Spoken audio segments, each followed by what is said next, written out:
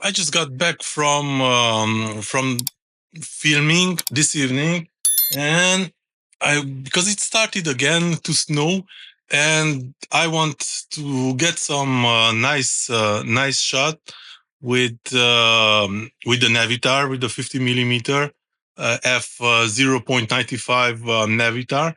This was the rig that I used, and I tried to do some night shoots.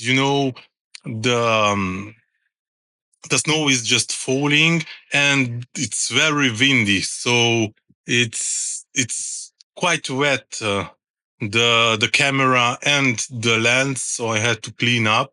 But yeah, I will start to see what kind of clips have I shot, and I invite you to watch it.